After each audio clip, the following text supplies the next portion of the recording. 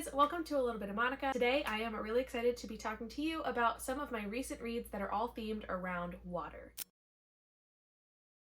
So for those of you who don't know, I am not too big of a fan of deep water, specifically oceans and things where the water can have like a lot of control over your body, and I like having control over my own body. So anytime I'm in deep water or submerged in water, I'm just uncomfortable. And so reading books about water seems like something that would probably not go super well for me, but I have found that lately I've been reading a lot of books about water or just strong water themes. So I'm just going to share with you about some of those books and what I thought of them, and hopefully you'll find something that you end up liking as well. If while I'm going through these books you either have read one of these books or you are interested in reading them after this, please let me know in the comments. I'd love to hear your thoughts, and maybe you're going to add something from your TBR after this, and that's exciting because all of these books that I'm going to talk about I rated at least 3 stars or higher. So I definitely enjoyed all of them. Some of them maybe I wouldn't reread, but some of them I definitely would reread because they might be in some of my top books of the year. So I'm really excited to get started. The first book that I want to talk about is Stillhouse Lake by Rachel Caine. I buddy read this with Michelle. She actually gifted this to me, I think last year. I can't exactly remember when it was, but I'm pretty sure that Michelle sent me this book, and so we ended up buddy reading it together. I actually can't remember exactly when I read it, but I think it was for Halloween, so back in October. This book is a thriller mystery vibe about a woman whose husband is arrested for some brutal murders, where he brutalized some young women's bodies and then sank them in the lake and waited for the bodies to basically resurface. They basically put themselves into an under-the-table witness protection program where they assume new identities and move around to try to stay safe from the people who are after her, thinking that she had something to do with the murders, because there's no way that she could have been so blind to all of the things her husband was doing. But she really was, so she's trying to hide her children as well from the public violence that they are, chasing them down. And so they end up moving to a lake house, and soon there are other murders that start to occur. Another body appears in the lake right across from where they live, and the murder seems to be oddly similar to the murders that her husband had committed. So she is now in a race against safety for not only herself but also her children, to try to figure out what happened, who this new killer is, and if it's connected to her husband. And so she's trying to put all these pieces together, but also trying to keep in mind that her children are in grave danger if this is in fact someone who's after their family. So this book was super interesting. I gave this 5 stars. I had a really, really good time reading it. It was very dark and there was a lot going on, but I think the characters were really fleshed out well, and there was just a lot to happen. A lot of this is paranoia. It is someone who is undercover, like she is assuming a new identity, and so everything that she does and everything that she experiences is through the lens of a paranoia of, are people after me? And so that's a really strong theme in this book. But the cover is literally so pretty. It's my favorite color. But also the fact that it all takes place and revolves around these bodies that are submerged in the lake and weighed down so that they don't float back up super quickly. But that's how the bodies are found. So they are found in the lake, which is super eerie.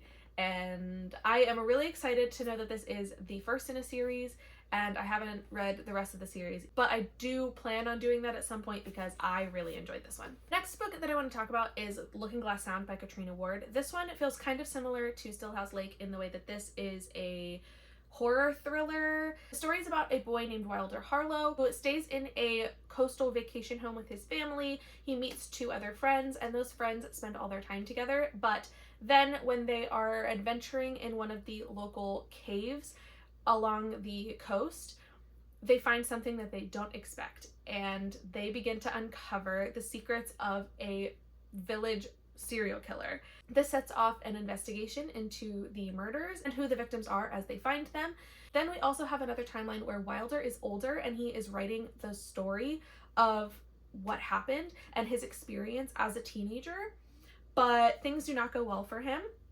There are a lot of twists along the way as he is rediscovering this story, and he even goes back to this coastal town and stays back in the home that he used to stay with his family.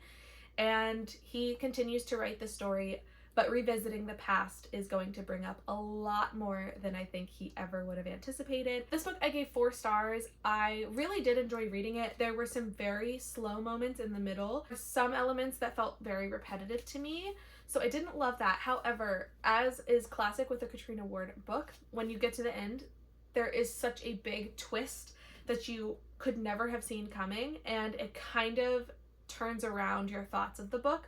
So while there were points where I felt like it was kind of slow, and I almost felt like the story was being told twice back to back in a little bit of a different way, but it still felt like the story was a little bit repetitive in the middle.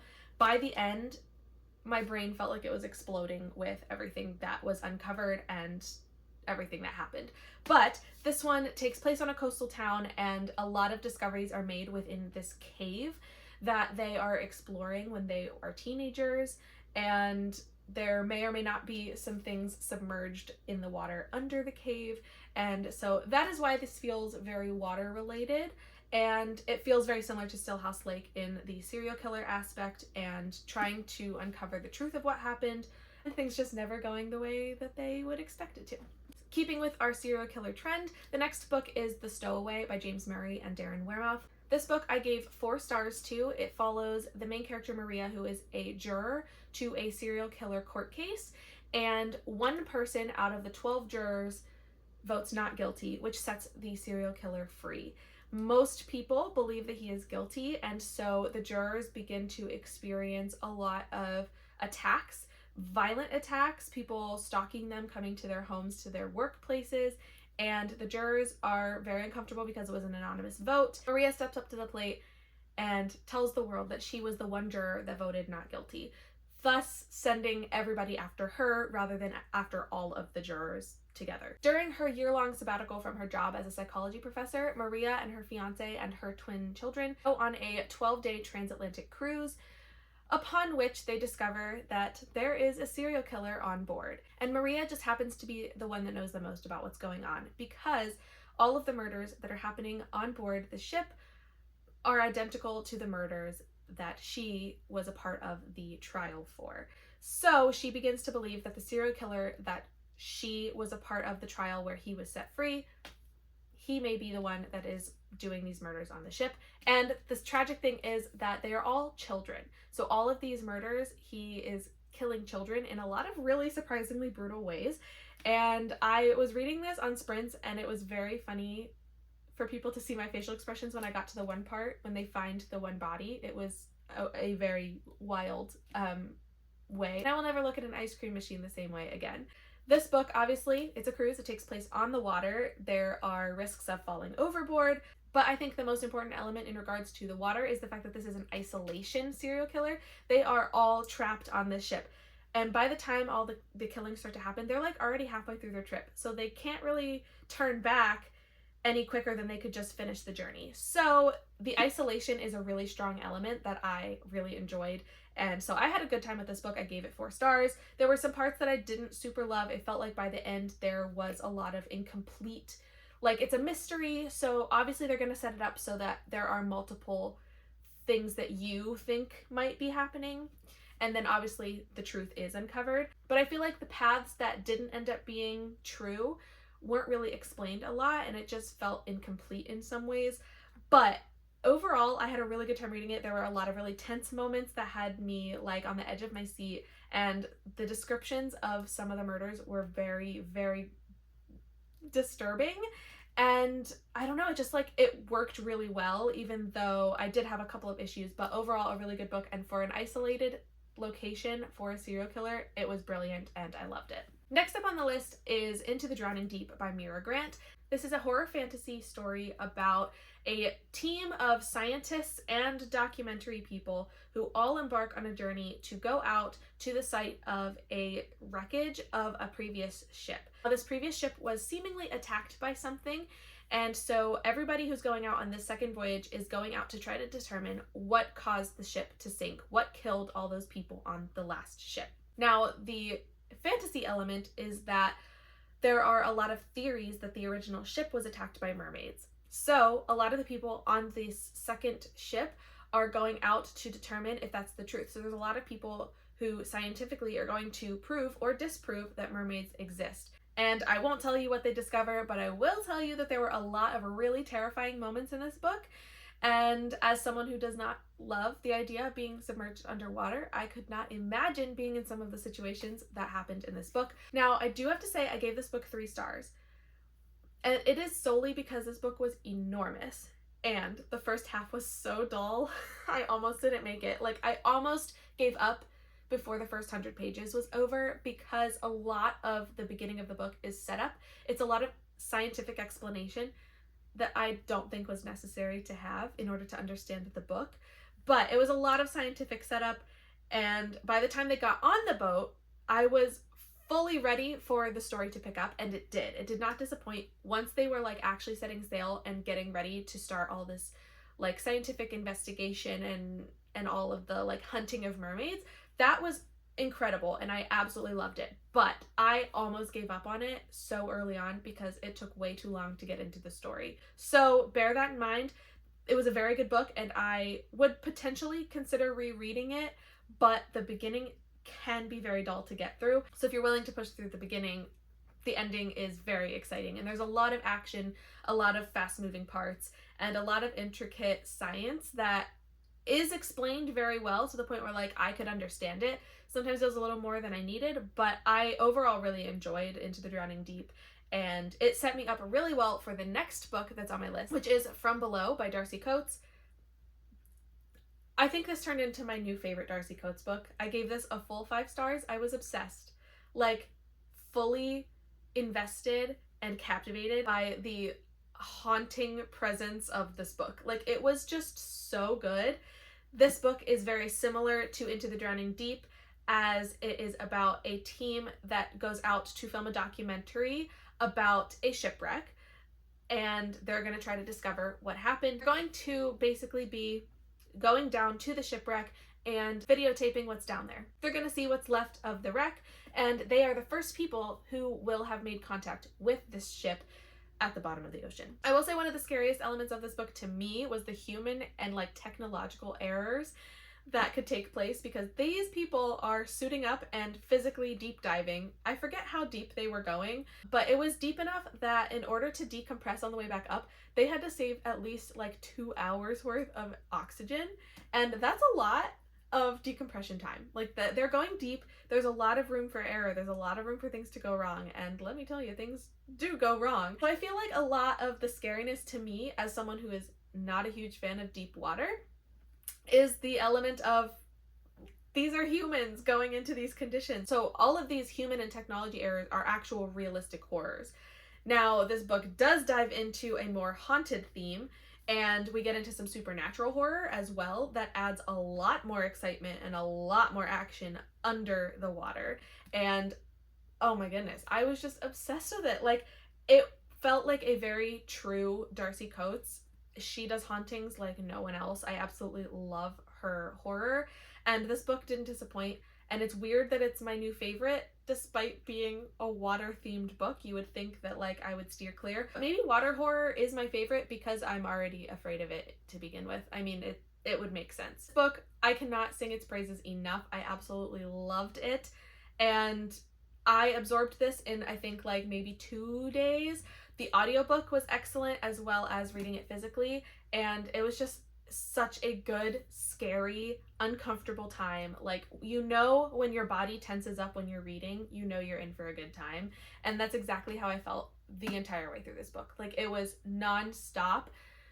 Things could go wrong at any moment, and I'm terrified of what that's gonna look like. But by the end, I was so happy with it. I just cannot stop thinking about this book. So definitely a recommendation for anyone who loves spooky, haunted, horror, underwater. Absolutely amazing. The last 2 books that I'm going to talk about are fantasy books. So the first one is A Study in Drowning by Ava Reid. This story follows an architecture student and a literature student who are both staying at the home of a world famous author. But while the architecture student is there to redesign this home that sits on a cliffside and is slowly like deteriorating by the sea spray, and also occasionally it sounds like the land floods, which also starts to destroy the home, she is there to help redesign this house and bring it back to its glory, whereas the literature student is there to potentially prove or disprove the genuine authorship of the works that this man has written. Both of these characters want the truth at the core of everything, and so they end up teaming up, working together to discover all of the secrets, uncover a lot of truths. And while the architecture student has struggled with seeing things a lot, she questions whether or not what she sees is real, and that plays a big role into them chasing down the truth, because she questions the truth in her mind all the time. And so the adventure that these two go on in trying to uncover more truths and the people they encounter along the way is very interesting story. I think there was a lot of high action. The fantasy element is the stories that the author wrote were fantastical. They were about this fairy king, and this fairy king character was a very big part of the architecture student's life and the way that she was raised. She lived by those stories when she was younger, and so those play a big part into the unraveling of all the secrets. The story was really good. I gave it 4 stars. I didn't super love it, but I also had a good time reading it, and it was a pretty quick read. It wasn't a super thick one, so definitely was not a super long time to get through. So I definitely enjoyed it, and I would recommend it for people who do love fantasy. And then the final book I want to talk about is Curious Tides by Pascal Lascelles. This book, I only gave 3 stars. I didn't hate it, but I did have a good time with it. It takes place at a school of magic where the magic is revolving around the phases of the moon, aka the tides. It is a seaside location, and basically what happens is there is a group of students who try to perform a ritual in a cave, and the ritual goes wrong. The cave is flooded and bodies wash up on shore, but not all of the bodies. Some of them were never found.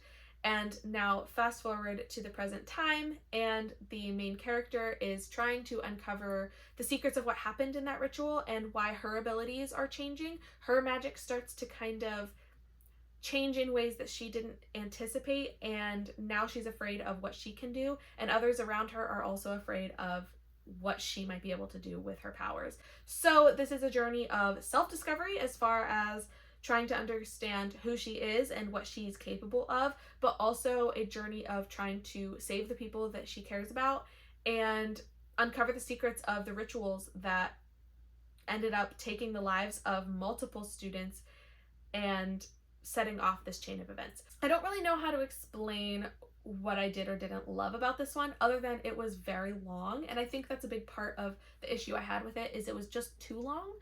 Like, I don't think there were any super slow moments, but I felt like I was dragging my feet towards the end, and I was like trying to get through it. So maybe if it was shorter or like split into 2, maybe it would have been a little bit better. I think the magic was very interesting. The fantasy elements were fun. And I think it kind of had like a darker, more like gothic feel to it. I actually compared this book to Ninth House and Hellbent by Leigh Bardugo. A lot of different magic elements, but I think the concepts are kind of similar. The school setting, the ritual setting, and the trying to save people from what is happening to them. And I definitely enjoyed Ninth House more than Curious Tides.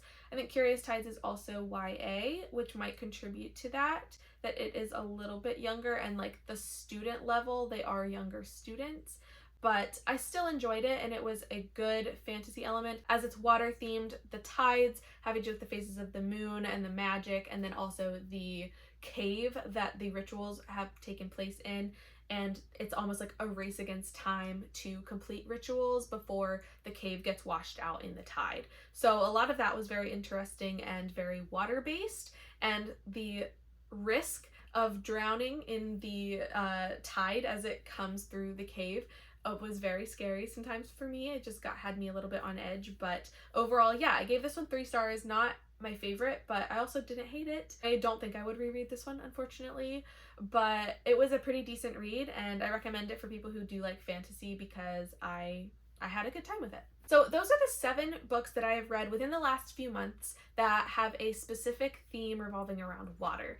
where water played an important role to some extent, whether it was taking place underwater or next to the water or magic that is dependent on the water. I'm really happy with the mix of reviews that I had from them as well. I think I had 2 3-stars, 3 4-stars, and 2 5-star reads. So it's a pretty good mix out of those. And it does make me feel better knowing that my fear of water does not prevent me from enjoying books about water. And in fact, when it comes to like a thriller or horror element, I think it actually makes it better. It makes it more real to me, and it does make me more nervous. And a lot of my ratings tend to come from my actual reactions and my like relation to the fear in the story. And so if a book can make me feel scared, I'm gonna enjoy it more, even though that sounds like a terrible way to live. I love being scared when I'm reading, and so I really enjoy it. I think that's probably why I ended up loving From Below so much, because it was more scary in the underwater elements, and I had a really good time that way. And now I'm really excited for the next books that I will read that revolve around water. If you have any suggestions for me on books about water, like underwater horror or thrillers about water or anything like that, I know I have a couple more on my shelves that I haven't gotten to yet that I'm really excited for. But if you have any suggestions, please by all means let me know, because I loved doing this and putting myself into a position where I'm reading about an environment that already would make me uncomfortable. So I had a great time and I would love to read more. Please let me know what you thought of these books, if you've read any of them, or if you plan to add them to your TBR. I would love to know that as well, because like I said, I really enjoyed some of these and I think they are great reads for various different genres. I had thrillers, horrors, and fantasy all thrown in there. But that is all I've got for today. So I want to thank you so much for watching, and I will see you in my next video. Bye!